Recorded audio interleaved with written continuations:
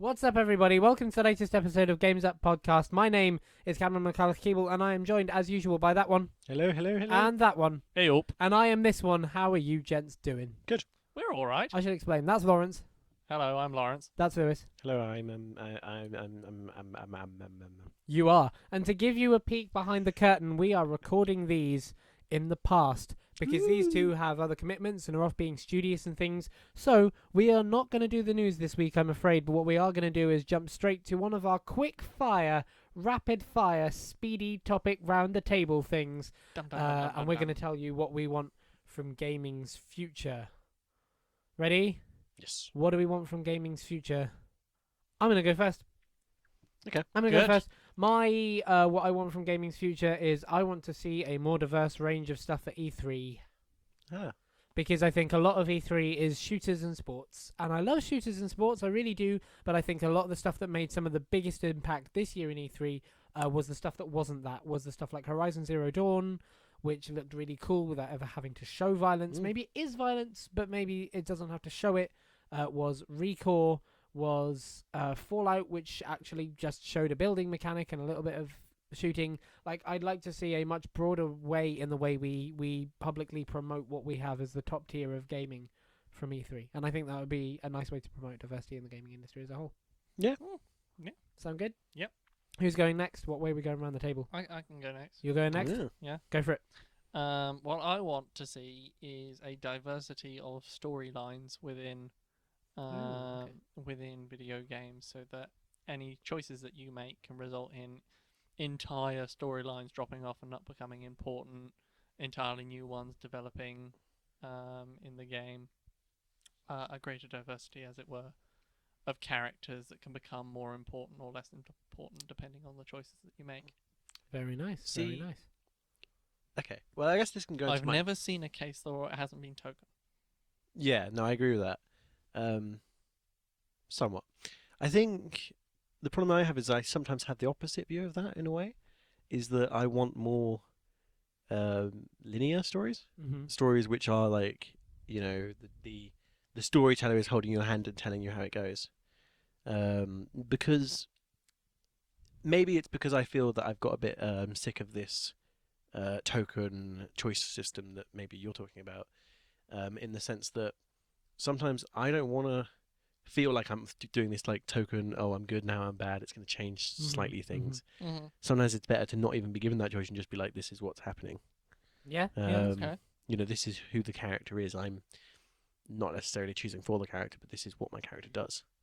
You know, and that's sometimes better, in fact, than, say, a game where I can make all the decisions. Yeah, I'd agree. Okay. Okay, next on the quick firing range is you. Oh, that was meant to be mine. Oh, balls. I guess I didn't announce it very much. But So that's your quick fire would be more. Sum it up. So, not entirely, but I would like to see stories that are linear and maybe they're not afraid to be like a linear story experience. Instead, it's a, you know, it stands on the fact that it's straightforward. Okay, cool. My next one on the quick fire range of topic fires would be better box art. This video game box art sucks. Yeah. It's not good. There are not many. The BioShock. There's the BioShock Infinite guy with a gun. Yeah. There's the 15 people walking away from explosions. Yeah. There's the Fuse people with no heads thing. There's the Batman Arkham Knight montage of unrelated things happening together. Legs spread wide. Yeah, there's the legs spread wide stuff shooting between them. Not quite like that. Not in that way. I think box art across the board should be improved in video games, because I think one of the most incredible things that video games have going, you know, even the Minecraft box art kind of sucks compared to what you can do with it. And I think something that video games really have going for them is the broad range of creative applications in game that you can do with art, and that we appreciate when it comes to critiquing a video game. So I would like to see more of the range of what is in a game and the kind of diversity of art we have in the games and media shown in the games industry, shown on box arts and representing video games on the shelves and so on and so forth. Okay. Your game. My go. Oh yes. I would like to see more PC games out for Linux, and that's an entirely that is a good self-interested one. Yeah. Right, Steam is getting better with it, and it's Steam Play, which admittedly is a little poorly signposted for Linux and stuff like that. But I would like to see more games ported and released for Linux Because you want to play things. yes, because I want to play. We're not necessarily a negligible market. Uh, I was going to say. Well, this is the anyway, problem. yes, it's a good question of whether it would be economical viable, but there's not necessarily the PC gaming behemoths aren't necessarily good at calculating whether it's economically viable. It's true. I mean, ever since Ubuntu, there's been a huge change in the user base of Linux, and we're seeing a lot more people who, like me, are less good at actually. People who like you. Who are like, yes, we're seeing some people even who like me. It's terrible. It's awful. Lewis, what's your second gaming futuristic thing you want? I guess I'd like to see more combination of the genres. Ooh, okay. Cool. Interdisciplinary affairs. Yeah, like there was a game that I can't recall off the top of my head, which is a bit of a shame, but you would start your mission. It was like a World War kind of zone, and you would basically plan it out on top. Oh no. And then you would plan. Here's how I'm going to infiltrate this building, and it would be like a top-down, plot your path kind of. Here's where you need to get to. You'd work it all out, and then you would then switch to a first-person shooter and go through it. Oh, that's awesome. And yeah, it would give you the option to start whatever you want, and you'd work out how to get in this building and get out again, without getting seen or whatever you were doing. Mm-hmm. And then I really enjoyed that because it just had this really cool switch, and you would go and then you'd be first person, and it would show you the markers that you've set out yourself. And that's kind of like a combination of the genres of, say, real-time, not real-time, turn-based. Well, I guess it's not turn-based. It's the kind of real-time, like the top-down kind of situation, and then going back into the first person. Mm-hmm. And I kind of like that, and I like that, being able to sort of merge different kind of ways of playing the game and then putting them together. Yep. Mm-hmm. At the moment, we're seeing a lot of shooter RPGs, Mm-hmm. which are both a combination of first-person shooter and RPG. I'd like to see some other. I'm sure they could do more, and I'm sure somebody out there has an idea that's kind of funky now, but then will become the new, Mm-hmm. because shooter RPGs weren't a thing before, and now they're really becoming a thing. Yeah. Or become a thing. I'm sure I want to see a new category, a new thing to add. Sounds good. My third of my future hopes for gaming would be I want to see the $60 price point fluctuate.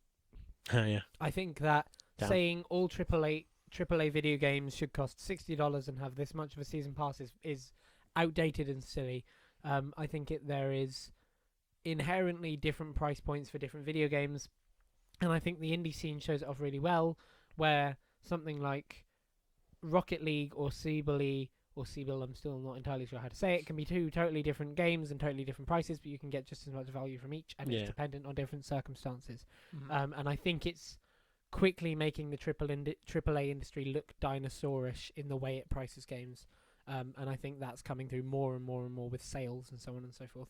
I think they are listening to that, and I think there is a start of fluctuation occurring with some developers. Yeah, I'd agree. There are a few games that are coming out recently where they have gone, oh well, we can't sell this at full price, we'll sell it cheaper. Yeah, that's true. The $40 game is becoming something like Scream Ride or. There's a really big example, but I can't remember.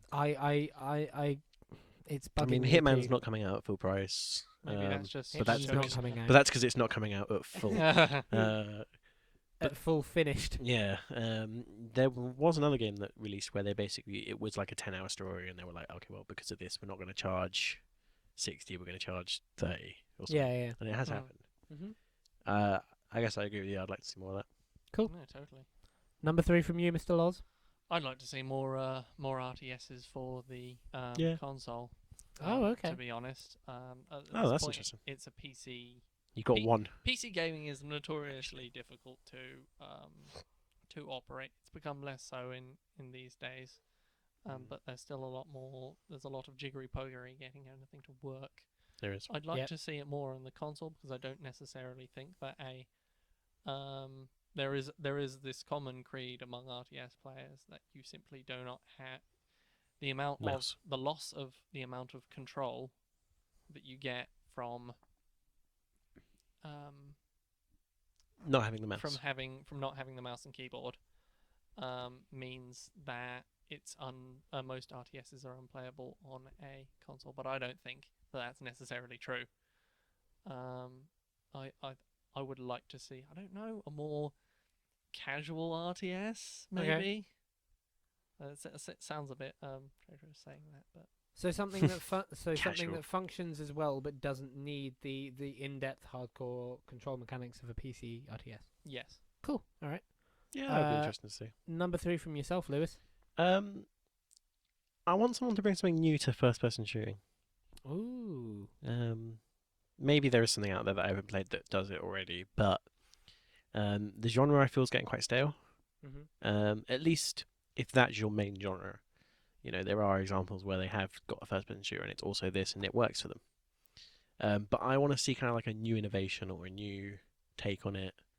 You know, Portal, it does that in its own way. Yeah.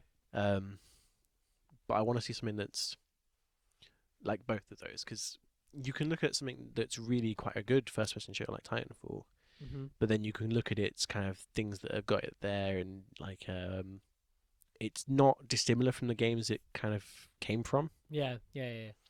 You know, like you can sum it up using other games. Yeah. And even though it's quite a good game, I want to see more change. I want to see something that's really out there and creative in that way. There hasn't been something revolutionary in the first-person shooter market probably for a while. And yeah, that's a fair criticism. My number 4th in what I want to see from gaming's future is console humble bundles. Yeah, that's a good idea. Because I think humble bundles are a really fantastic thing. I think they can greatly boost the presence of a game and the presence of a game on a platform. And we've seen something like that happen with Rocket League and PlayStation Plus, where that game has gone from being basically unheard of to making 25 times its development cost and being known all around the world. And that's fantastic. Nintendo did this already. Technically, they did a console humble bundle, but it was only available in the US. And I think that kind of shits on the point. So I want a console humble bundle. I'd happily pay much, more than usual for a humble bundle if it was on the console, because I think it adds. I've played so many games that I would have never picked up having bought them from definitely. a humble bundle, and I've become fans of those developers. Hell, we've even talked about a few of them here on the show, and I think it's a great way to open people's minds up to new types of gaming and new developers, and it benefits charities at the same time. So yeah, console humble bundles. Okay, Mr. Laws, number 4 from yourself. Well, it kind of goes in a bit with Lewis's merging of genres. Okay. One particular merging of genre I would very much like to see is the shooter with the space shooter. We talked about this earlier. The idea of you've got your I've forgotten what it's called. All of the colony wars, but there are more modern examples, like Elite Dangerous, of deep space piloting and space trucking and space. I think that could be quite fruitfully. Because we got a great space convoy. Sorry. And I think that could be quite fruitfully combined with shooting. Yeah, no, I would say. I agree. It It's the could right be time made to do it as well. really organic. Yes, yeah, definitely. I mean, boarding vessels. I mean, what put me in the mind of this was the way that Black Flags, I would say, quite seamlessly goes between ship-to-ship combat and person-to-person combat. And I know you probably disagree, but this is my opinion, so screw you. No, very good, very good. I would like to see that. Mr. Lewis, number 4 from you.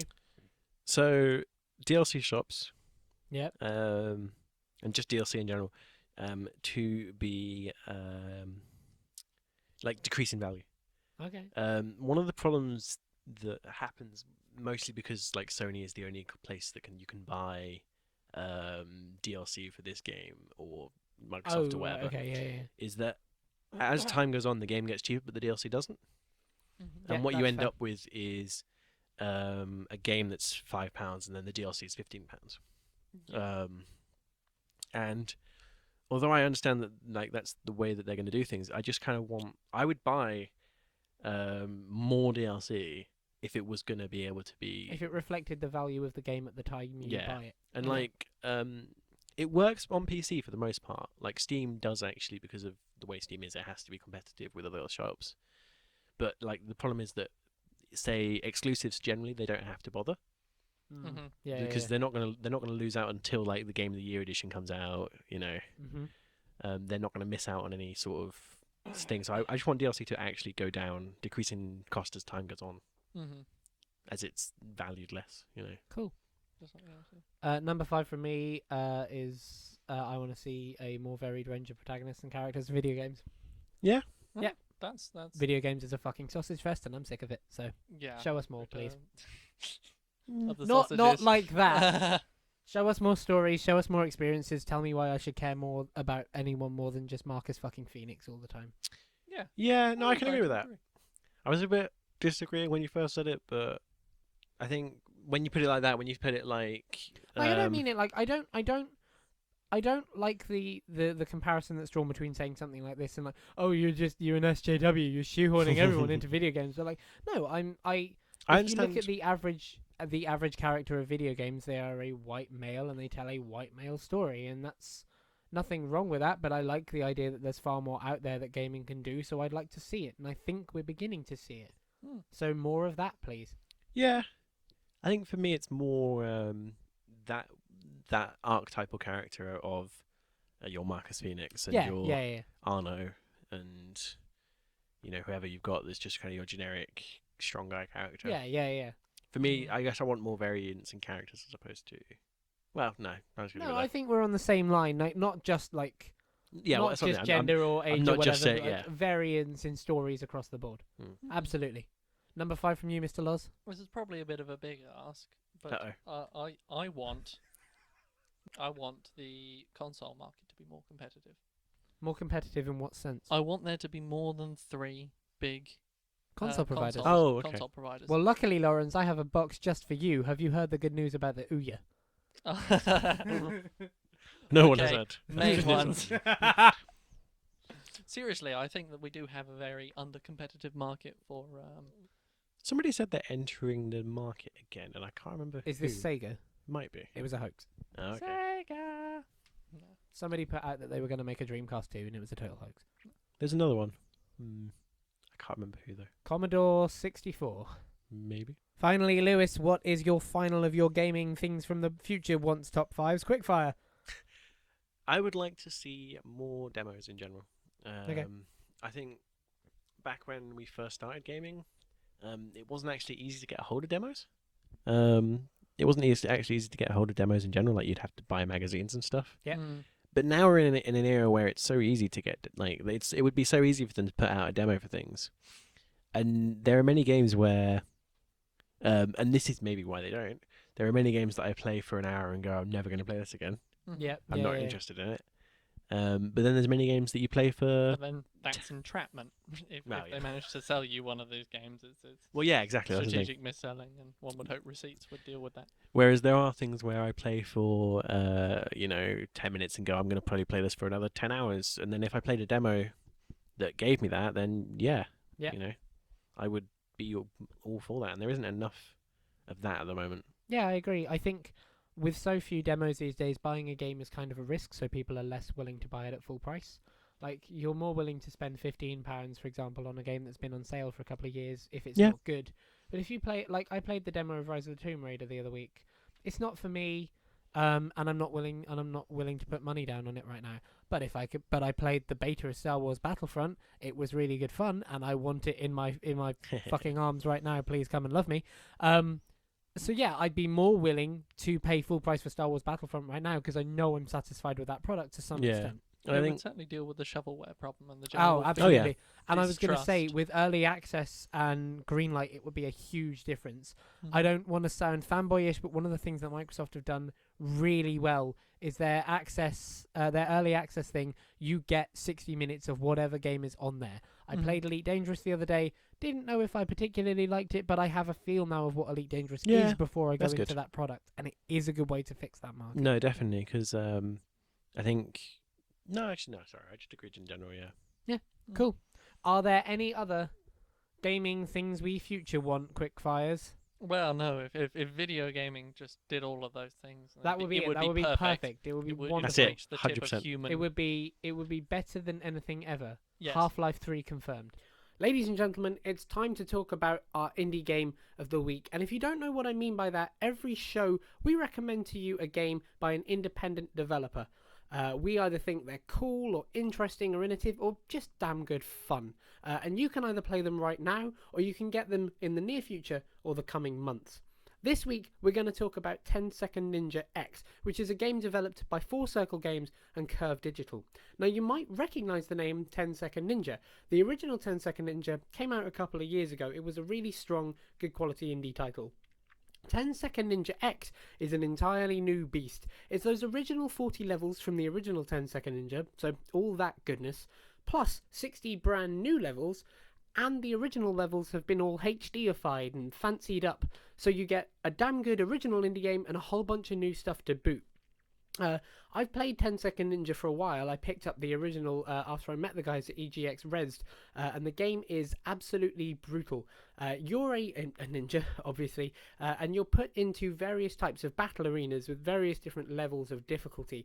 The trick here is that no matter what level of difficulty you get put into, you have 10 seconds to complete the whole thing. So the game is more than just a 2D, repetitive side-scroller or a 2D reactive platformer. There's an element of time management in this as well. There's more difficulty and more intricacy, but it's much more satisfying when you get it right. There's a hell of a lot of content in the game, I assume, because there was a hell of a lot of content in the original, and the original is in this. What's really interesting about this is that it's coming to a whole bunch of new platforms. It's coming to all the next-gen consoles, which is great, because I played the original on Steam, but I played it with a controller, and it's nice to know that it's going on those consoles as well. What's really cool about this is that it's coming to PlayStation Vita, and this is a perfect Vita game. If you have a Vita and you're using it on like trips or long distance trips or just to break up some time here and there, this is a perfect sit down and get right into it Vita game. So that is 10 Second Ninja X. At the time of recording, the game is coming out in summer of 2016. It's coming out on your PlayStation 4, your Xbox One, Steam, Windows Store, and as I said, your PlayStation Vita. So that's 10 Second Ninja X by 4 Circle Games and Curve Digital. A sort of sequel improvement on the original, and we definitely give the original our thumbs up here. So that, ladies and gentlemen, is the end of this week's show. Thank you very much for listening. We genuinely really appreciate it. If you like what you heard here, please consider liking the show and coming and have a look at our Facebook page and Twitter. It helps us get out in front of more people, which is really great, and it lets us know what we're doing right and wrong, which we really appreciate. If you really, really like the show, please consider subscribing to the channel. We try and put as good content out as frequently as we can like this, and we'd love for you to be one of the first people to find out about it on a regular basis. So ladies and gentlemen, that was us for this week, and we'll be back real soon as we get closer and closer to E3. But until then, and until next week, the game's up.